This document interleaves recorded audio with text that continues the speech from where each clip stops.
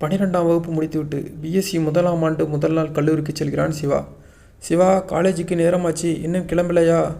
அம்மாவின் குரல் அவனை அவசரப்படுத்தியது. இதோ கிளம்பிட்டேன்மா என்று சொல்லி அவசரமாக வீட்டை விட்டு வெளியேறினான் சிவா. பேருந்து நிற்கும் இடத்தில் அவன் தனியாக பேருந்துக்காக காத்திருந்தான். வழக்கமான நேரத்தில் பேருந்து வந்தது. அவனும் ஏறினான். பேருந்து மிகவும் நெரிசலாக இருந்தது. நின்று கொண்டே பயணம் செய்ய வேண்டிய நிலை. அப்போதுதான் சிவா அவளை முதலாக கண்டான். அவளை பார்த்தவுடன் அவனுக்குள் இனம் புரியாத சந்தோஷம். அவளும் கூட்ட நெரிசலில் நிற்க முடியாமல் தவித்துக் கொண்டிருந்தாள். சிவா நின்றிருந்த இடத்தின் அருகில் இருந்த இருக்கை திடீரென காலியானது. ஆனால் சிவா அந்த இருக்கையில் உட்காரவில்லை. மாறாக அவள் உட்கார இடம் கொடுத்தான். அவளும் நிம்மதி பெருமூச்சுடன் அமர்ந்தாள். ஒரு கணநொடி இருவரின் பார்வையும் சந்தித்தது. வெட்கத்தில் அவன் திரும்பிக் கொண்டான்.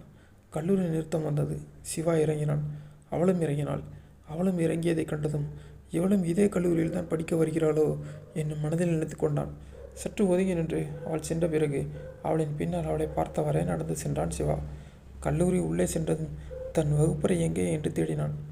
பிஎஸ்சி முதலாம் ஆண்டு எங்கே என்று பணியாளரிடம் கேட்டான். நுழைவாயிலில் கரும்பலகையில் எழுதியிருக்காங்க என்றார் அவர். சிவாவும் கரும்பலகையை பார்த்துவிட்டு தன் வகுப்பறைக்கு சென்றான். ஆனால் அவன் தாமதமாக வந்திருந்தான். எல்லா மாணவர்களும் ஏற்கனவே வந்திருந்தனர். லெக்சரர் முதல் நாள் என்பதால் மாணவர்களை பற்றி விசாரித்து கொண்டிருந்த வேளையில், உள்ளே வரலாமா சார் என்று கேட்டான் சிவா. உள்ளே வா, முதல் நாளே தாமதமா என்று சிறியதாக கடிந்து கொண்டான் லெக்சரர்.